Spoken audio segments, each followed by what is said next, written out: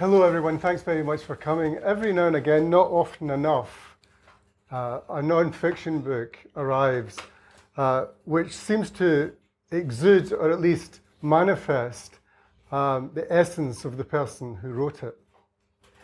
Sadly, that doesn't happen often enough for my money in the writing of history. That's just my prejudice speaking. But occasionally you will find what I think of as that rare book which seems to have been written from the writer's nervous system. It's written at the level of the nervous system, but also deeply with an eye for what happens at the level of sentences. I remember the first time I experienced that exact feeling reading a book, and it was reading Joan Didion's book, Miami. I came to her books in reverse when I was a teenager, and I read Miami first. And of course, that was about something very public, something that we used to call external reality.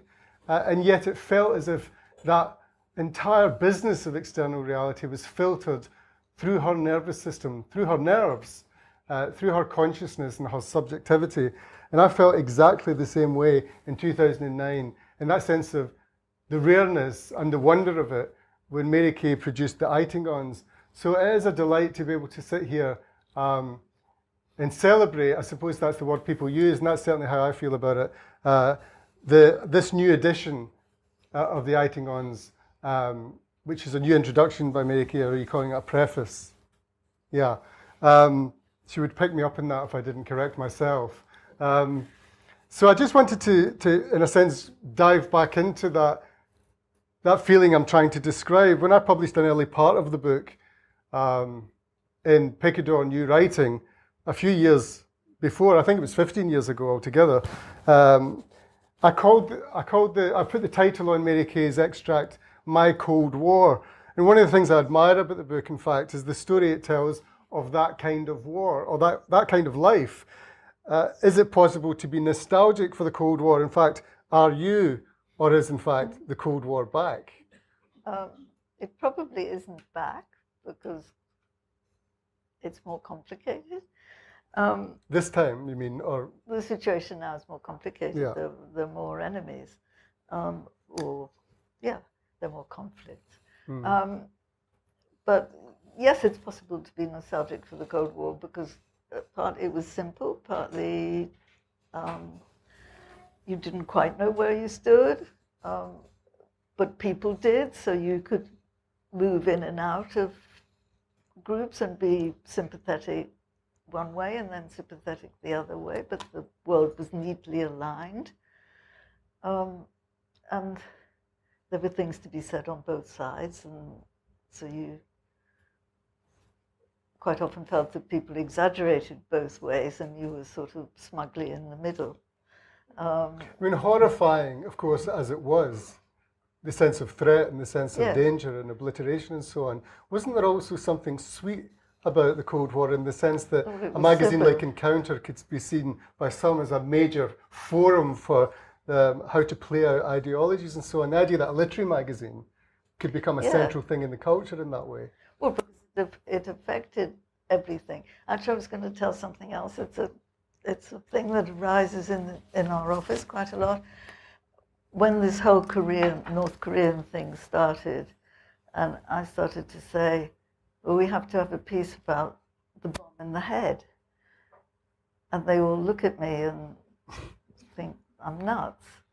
And yet I've spoken to people my age who understand entirely about the bomb in the head. And there's a very peculiar thing to me, which is that people now, including me, are much less frightened than we were then. On the whole, as far as I've been able to see, people shrug and say, oh, well, it'll happen or it won't. But at the time of the Cold War, there was no shrugging. People were terrified.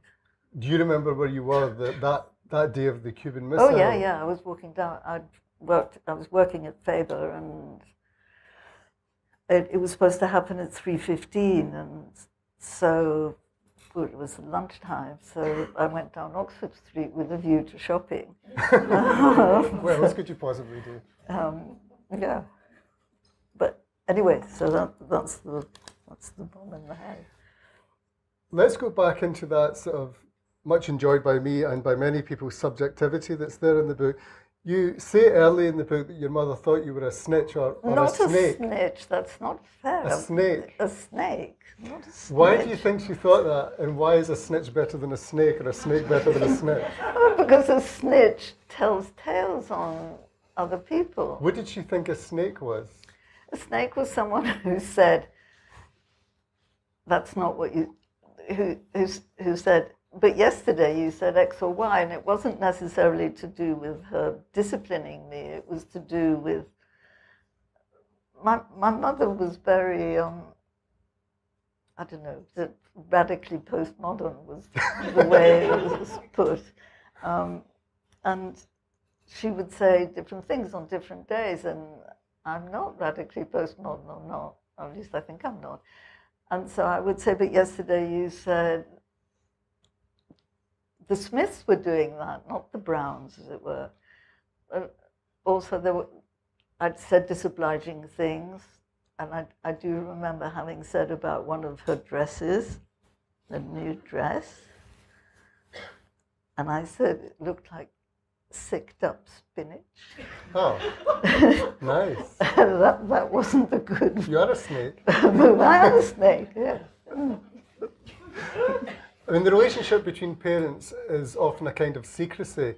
In that sense, kids can be spies, can't they? Is that a sense that you have? Oh, they can. I don't think I was. I didn't. I would have been too. I don't want to know. I don't want to play with this. I'd be too apprehensive, but I didn't like the fact that they got on so well. Say more about that. Did you feel excluded by Yes. the relationship? Yes. And that was irritating, even then? Yes, there was no saying, yes, but Daddy doesn't think so. They were a unit. It was always your father, and your father agrees with me. Yeah. And that was hopeless. And did you think she understood that that was unacceptable to you? No, they always used to say that my brother and I were so lucky that we had the example of such a happy marriage. But actually, Do you no. disdain the possibility that a happy marriage can be good for children? Well, well, maybe it depends what sort. A more enlightened, happy marriage might embrace the idea that they don't always agree. Was it part of that radical postmodernism of your mother's, as you nicely call it, that she told lies about her own past or the past of her family? No, she had a very, very bad memory. Helpfully? Which I've mercifully inherited. So that she... Say the question again? Well, just that business of your mother being, the radical postmodernist element could be very useful to somebody who didn't want to tell her children the true story of the Eitingons in the past. No, I don't think so. I don't think that's the case. None of the Eitingons wanted to know about the Trotsky thing. The psychoanalysis thing, what really, really puzzles me is that she told me, I'm sure of this, to the extent that one can be sure, that she said that Pavlov was a relative of theirs, or that a relative of hers worked with Pavlov. Would you say Freud? Would you say, for the benefit of the people in the audience, what the relations actually were? Because let's not assume that everybody here has read the book. There'll be new readers. No. What are those relatives? There was Leonid, who was a general in the KGB and was responsible for organizing Trotsky's death and was present at the scene, though he didn't do the thing. He was waiting in the car. He was waiting in the car, yeah. There was Max, who worked with Freud, was the first one. Freud said, "You're the first one to come to me," meaning the first person from abroad, from Austria, who Austria, that doesn't sound right. I must have come from Germany. Anyway, he did say he was the first one to come to me, and that's what it's understood to have meant where he was. Mm-hmm. He was working with Jung in Zurich, so maybe that's what was meant. And the third was the third was my mother's uncle, Motti, whom I knew, who was a very successful fur dealer until he wasn't. In New York. In New York.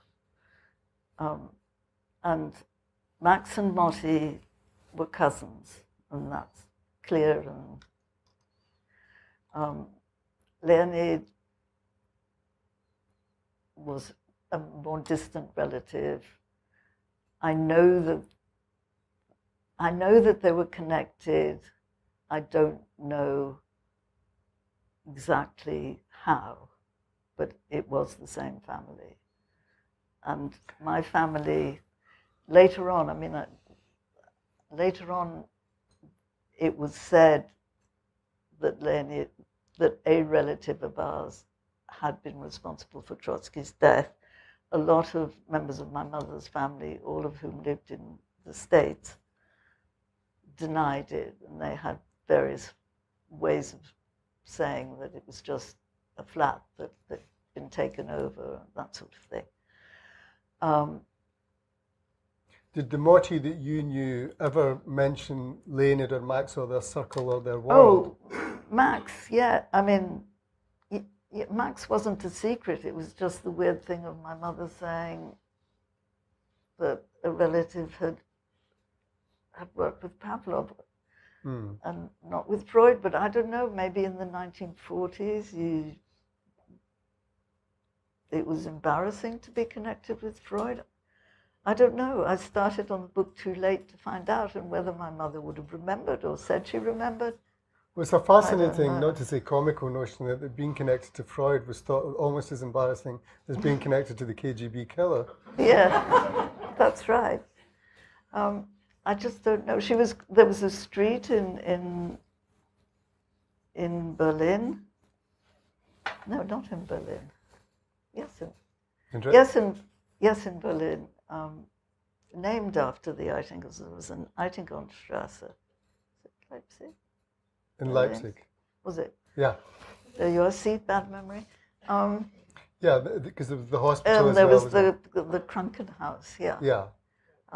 And that's where they all practiced their fur dealing before the Second World War. I mean, can you address at all that thing I started off with, the possibility that some writers just do see history subjectively? I mean, I've heard you talk about this before when we've been speaking. I was with you in Leipzig during some of your research. No, I do remember that. Good. I certainly do. And a lot of what we talked about then was you would often say, I'm not sure what the connections are, but you were utterly compelled by it nonetheless, as if it explained something about the world or about yourself. I was never sure which, or both, maybe. Can you address that subjectivity thing? Yes.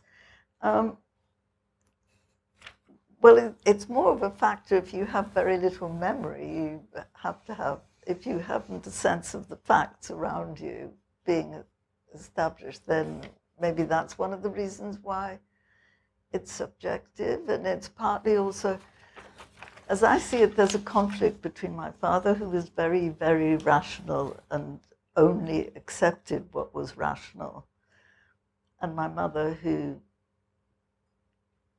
rational was something she didn't have that much grasp of.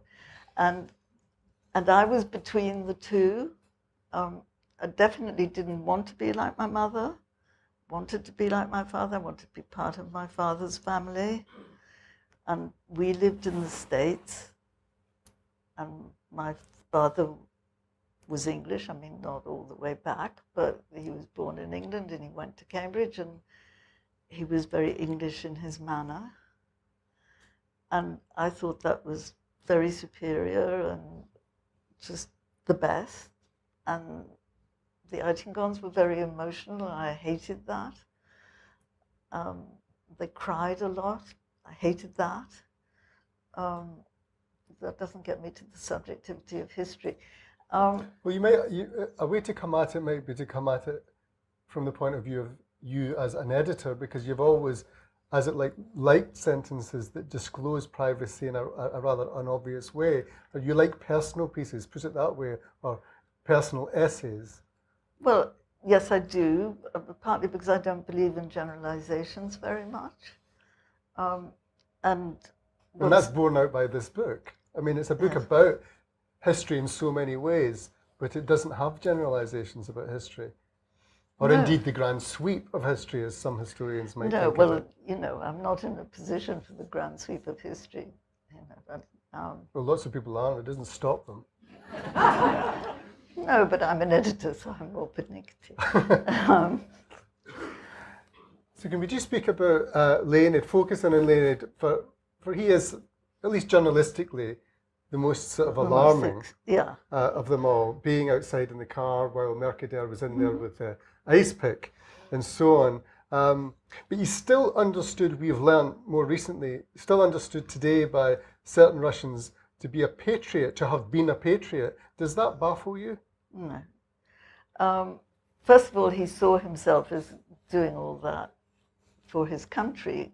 I mean, yes, for his own glory, but his own glory was subsumed, he would say, by the greater glory of the Soviet Union. And also, he did do things that, I mean, he was killing an enemy of the state. Then there were things he did during the war. He organized the thing where the Germans thought that there were many more Russians than there were in some particular battle, which needless to say, I can't remember. So they were specifically patriotic things. And then spent quite a bit of time in prison.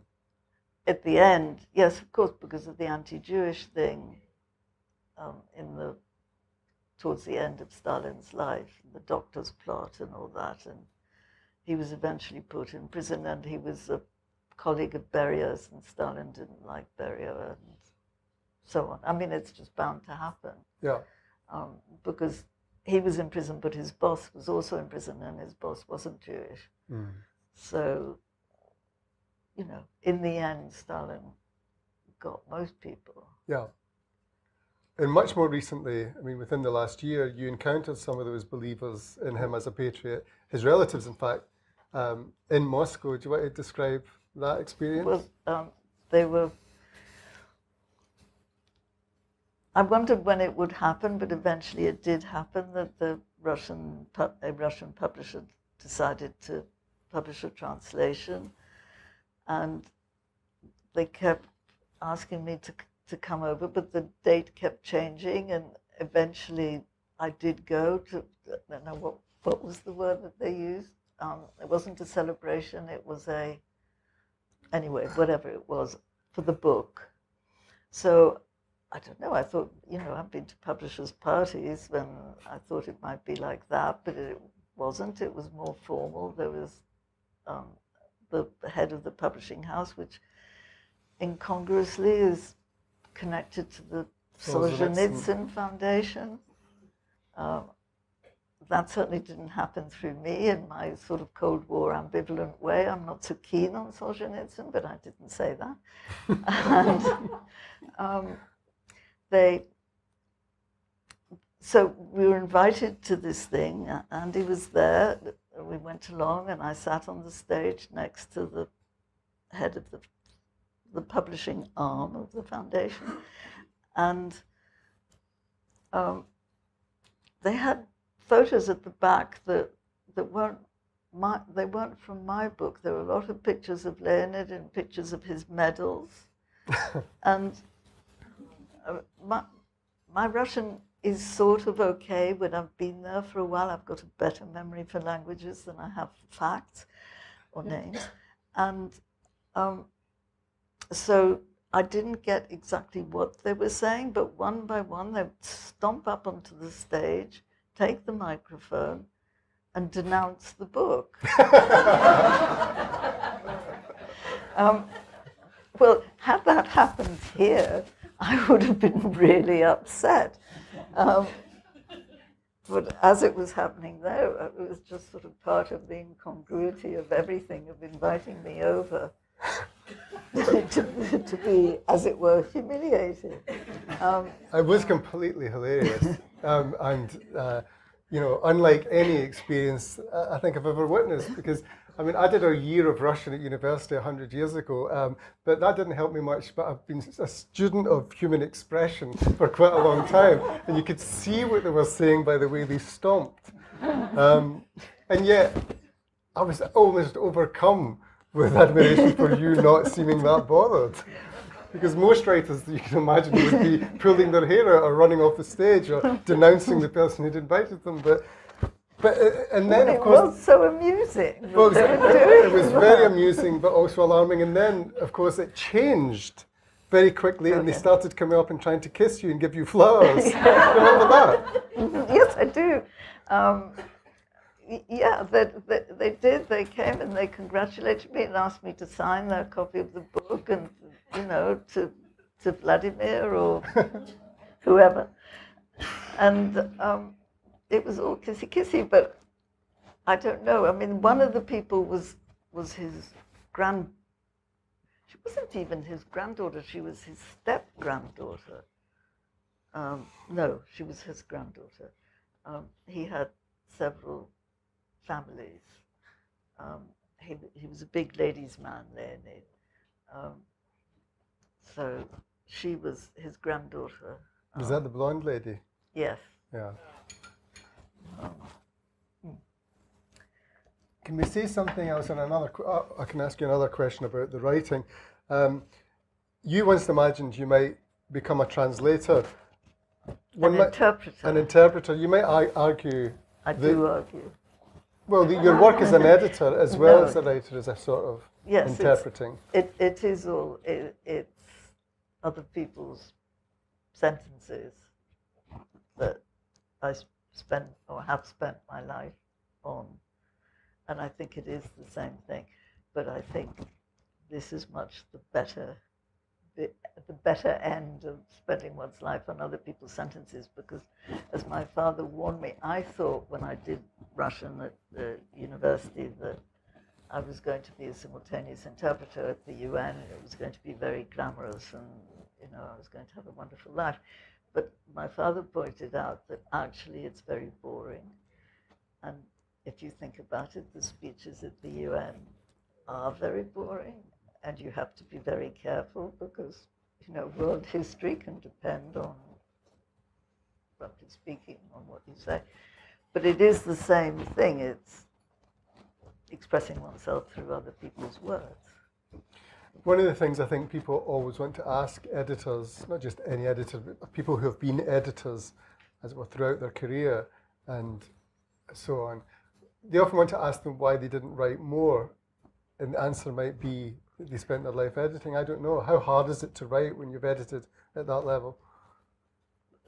It's always hard. It's very hard to write, and the easy bit is the editing of what one has written.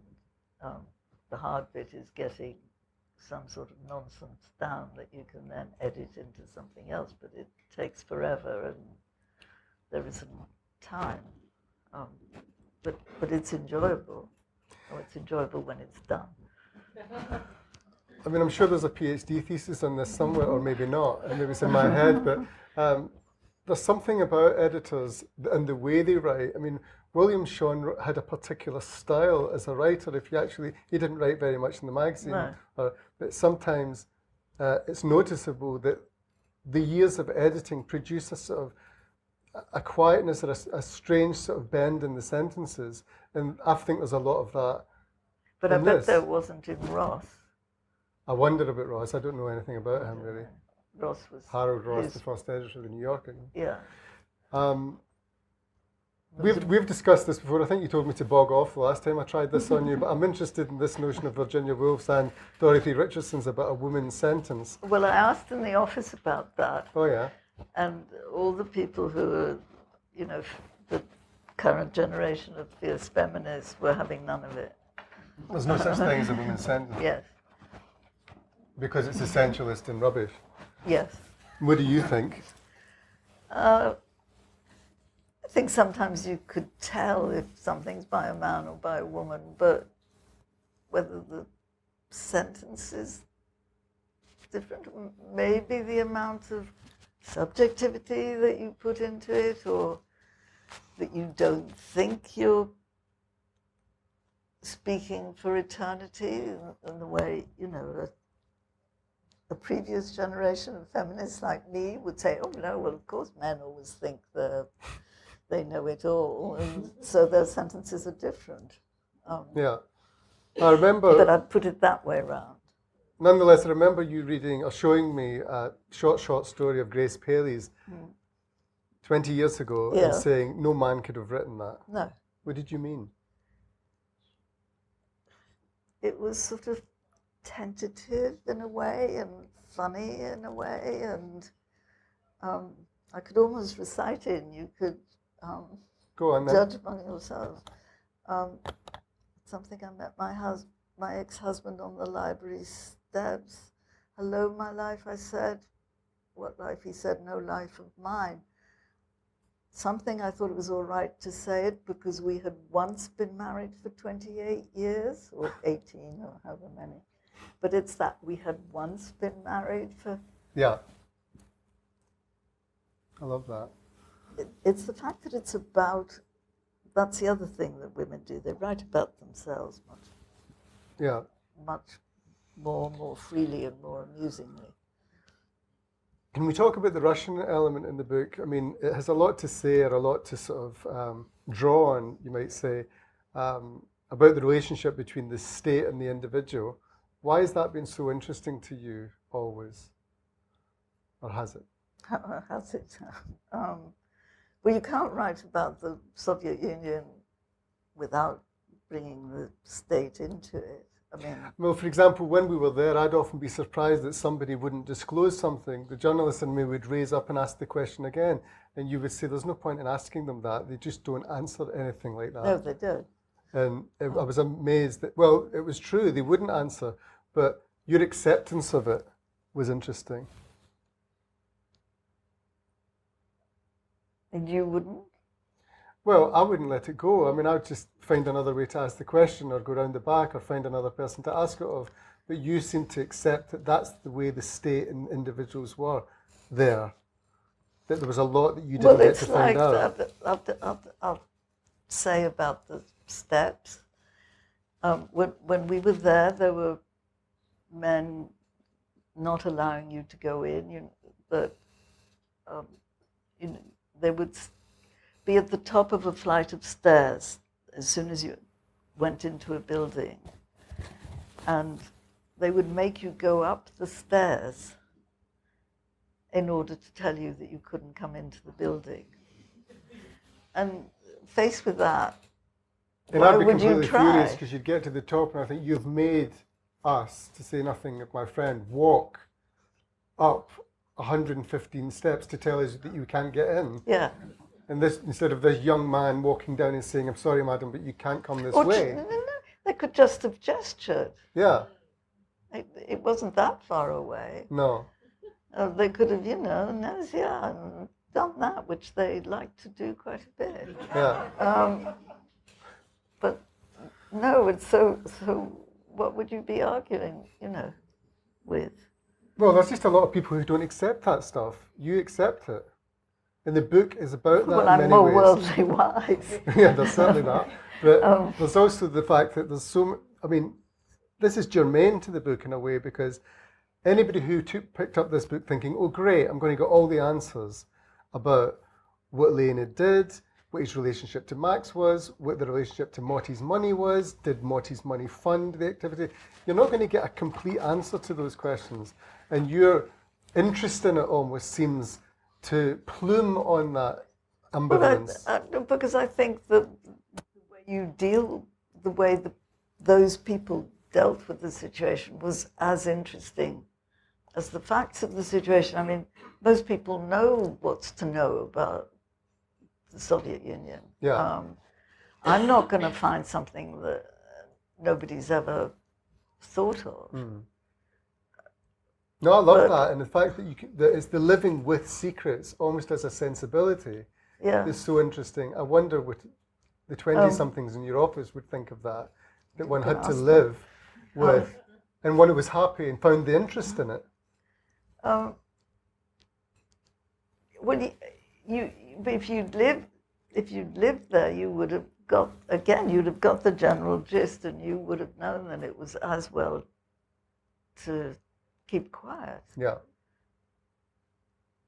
I don't like it when there isn't a state. I mean, I have this silly notion of Italy being a country where there is no state. I know nothing about Italy. But it makes me uneasy. Why? Because I think anything could happen, then no rules. But when you look at Putin's Russia, I mean, A, do you see a lot of the Russia of your mother's family still intact? Or do you feel... Yes, yeah, Yes. yes. Say more about that.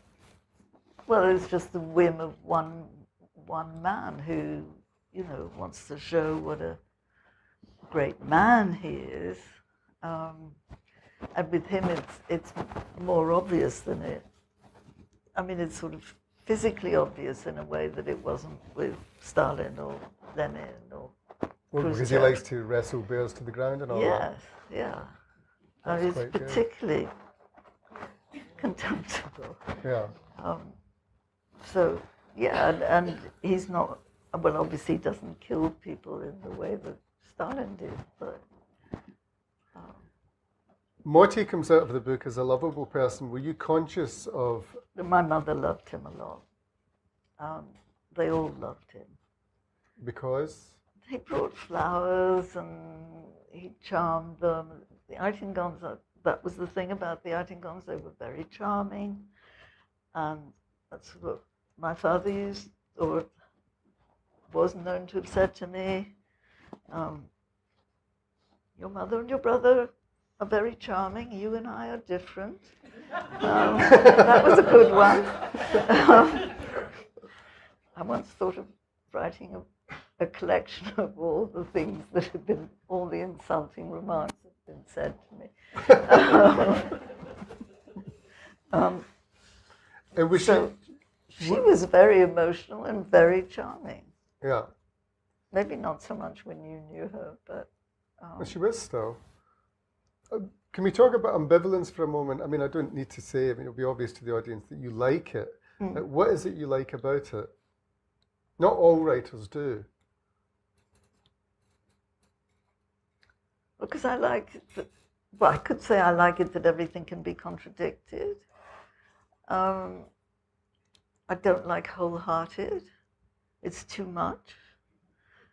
I mean, all that stuff, determined, wholehearted, certain. Yeah. You don't like any of that? No. As an editor too? Yeah, well, you have to have a sort of house style or something, but Well, I'm not to talking ground about that. it, but you know. otherwise, no, you want to give the both sides in one sentence if you can.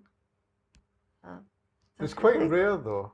You say it as if it's a sort of plucking fruit from the trees. It's not quite, is it? I mean, people generally have a view that they hold.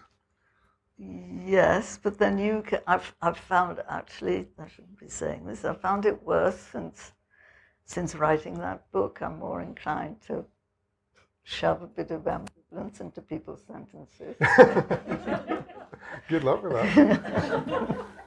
I mean, I'm sure that the notion of self-discovery is a bit like those other words you mentioned that you hate because it's so fixed, it's a destination, and you wouldn't necessarily want to talk about that. But nevertheless, I want to ask you if this investment that you made, and it was the best part of 20 years you spent writing this Yes, book. but it was just in the summer holidays. Yeah, nobody's criticising you. It's just that that's the time it took. And the fact is that it was in your life for a long time. It's still in your life now.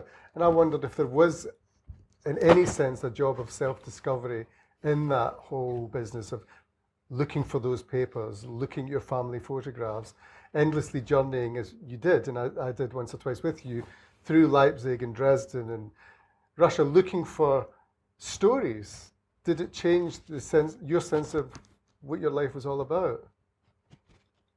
Well, in having done that, yes, the fact that it was my family, not so much. I mean, there's a lot of personal stuff in it. I mean, everything bar the sicked up spinach, really. Why did you keep that out, by the way? I can't think. Self-editing. Yes. But no, I didn't find, I mean, I don't think that because Leonie was such a patriot that I don't find anything in myself to identify with that. Yes. I like the fact that in my family there's someone bad, yes. But I mean also that Good, they were all whichever to way some you look at extent it. ambivalent. Morty's generous and benign, but did he possibly provide funds for dark activities? I mean, Well, they were dark according to some people, but not to others. I like the fact I grew up in lots of places and went to lots of different schools, and my parents were the sort of people Theresa May doesn't like, you know, citizens of nowhere. And I quite like the fact that all these people engaged with their times, and that's a sort of slightly more serious bit of me, that, you know, they were very definitely of that time. Or Max, the psychoanalyst, he was really engaged with psychoanalysis. He wasn't just sort of doing it as in an amateur sort of way. there's a sort of richness to that notion of being citizens of nowhere, though, with these characters. And I encourage you, all of you who haven't read the book, to read it, and you'll find that, I mean, there's this delicious, almost to my mind, sort of postmodern, like your mother, notion that every time something's almost graspable, it sort of disappears at the end of your fingertips. And that's quite brave, to continue to look and continue to find that you come to the end of a corridor and there's not a door there and there's no information either. But there's a sentence. There's a sentence. And that's what I'm trying to say. Now, this is the perfect moment, and indeed it's the right time to open up to the audience for questions. We've got about 15 minutes for that. So there's one of those famous mics going around, roving. Would any of you like to start us off with questions? There's always that lovely shy minute. Who wants to break it? Hello. I read the first edition and was quite fascinated and even enthralled by the stories. I wondered if there's new material and if you've the new edition is updated and brought you to any new conclusions. There is. I mean, there has been more work done on the Eitingons. Specifically, it's not in the book. The book just has a new cover and a new preface.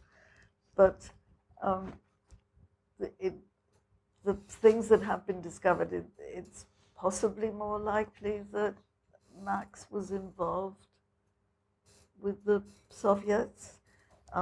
There's a couple in Israel who are very convinced of that. I'm not entirely convinced of it. But that's, and Max's wife's son was a very prominent atomic physicist in the Soviet Union. What bearing that has on it, I don't know, on the story. I just don't know, but if I had time and were I younger and all that sort of thing, I would look into it more. But that's the only. There's some evidence that Motti helped them get passports in New York, whoever it was handy for. But those are the only new things I know of. And the book constantly does spin out, in the way of a very good thriller, the possibility of those large things, those connections, that the world of Freud could have been directly connected to the world of Stalin and directly connected to the world of New York capitalism. These things are spinning before you as possibilities all the time. Yes, madam, you had a question. Yes. Would you speak a little bit more about why you don't like Solzhenitsyn? Why Or your- don't they? Would you say a bit more about Solzhenitsyn and why you don't like? Oh.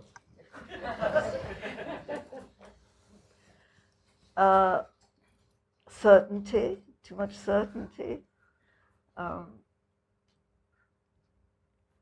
Too much God. Too much patriotism. And a lot of ignorance and prejudice on my part.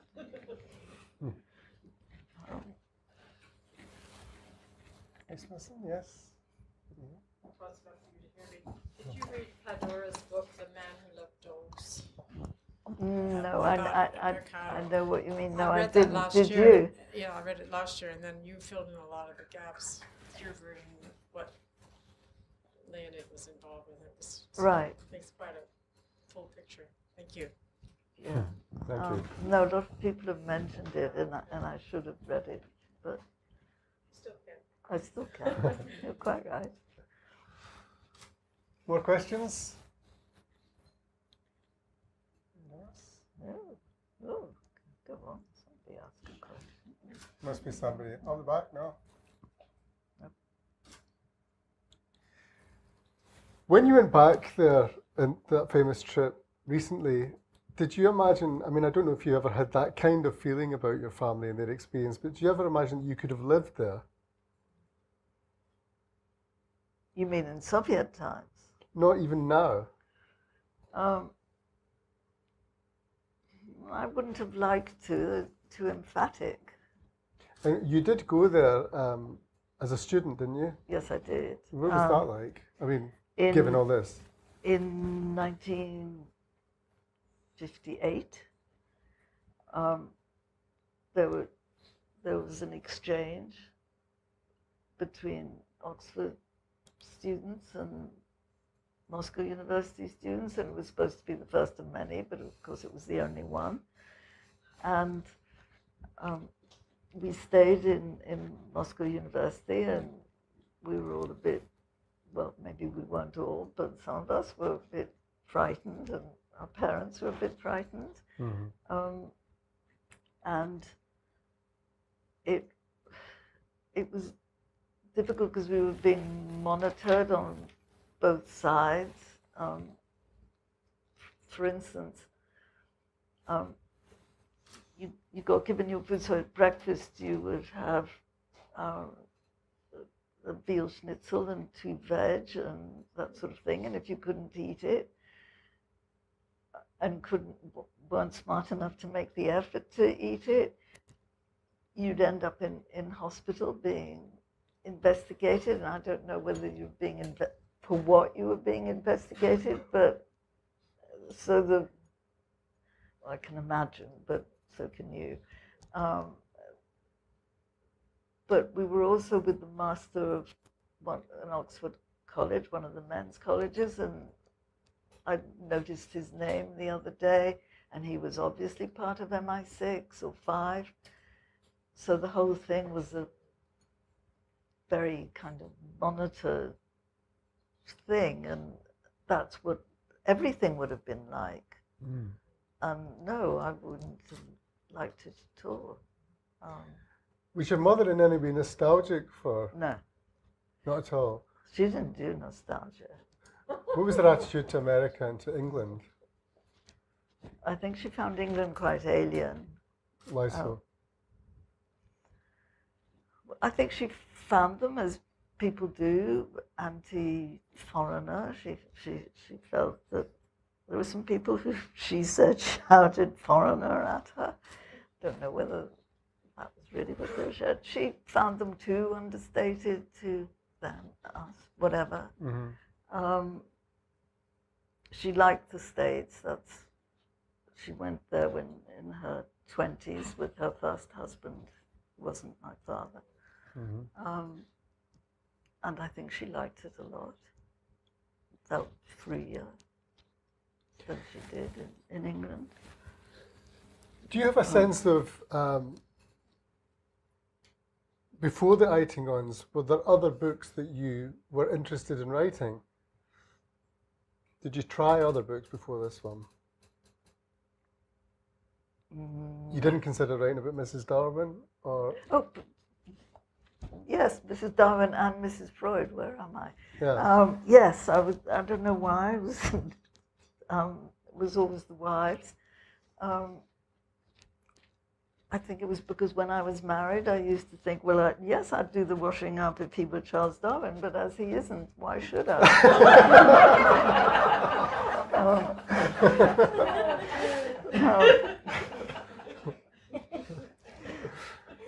More questions? Just like to know how your family members reacted to the book. How did the family members react to the book? Well, there weren't, my immediate family, there weren't many. My brother eventually came round to it, to the extent of reading it.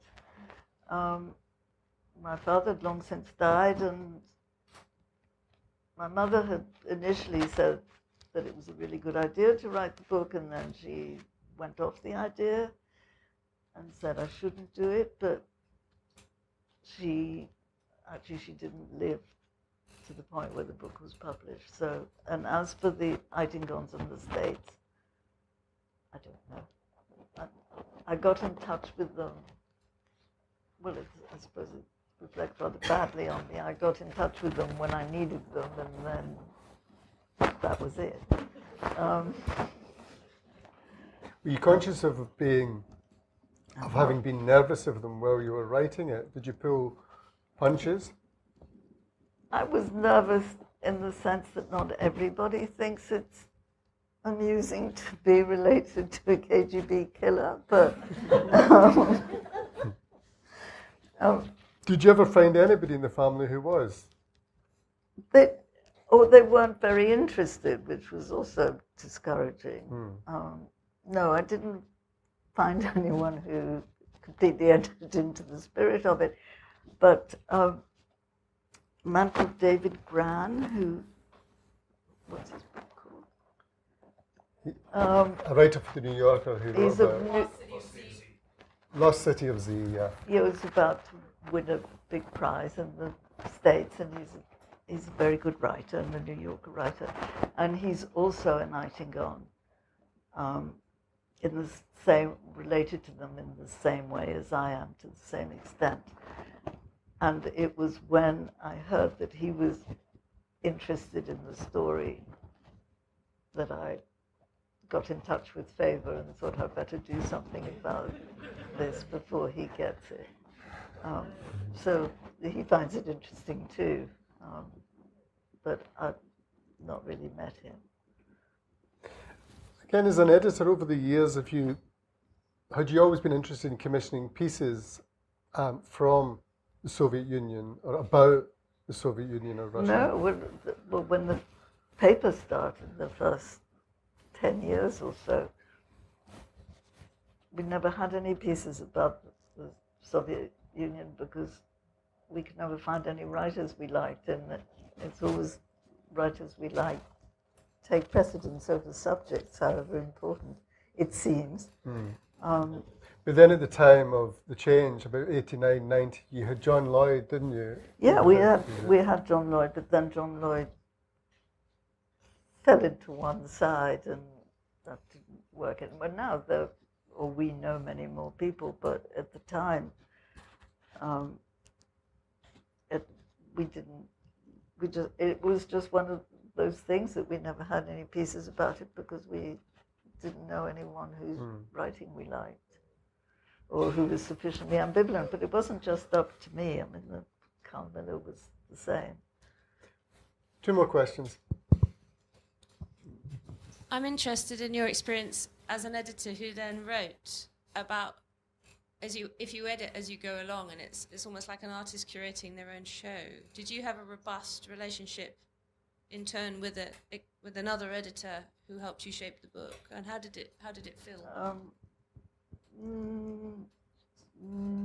No, because I wasn't really sure what I was doing. I was just cheering myself up by writing that book. I mean, I've copied other people's ways of writing. I mean, my writing is quite influenced by Carl Miller, who I worked with before this paper and on this paper, and you write with people in your head who are monitoring your sentences, and he was certainly doing that.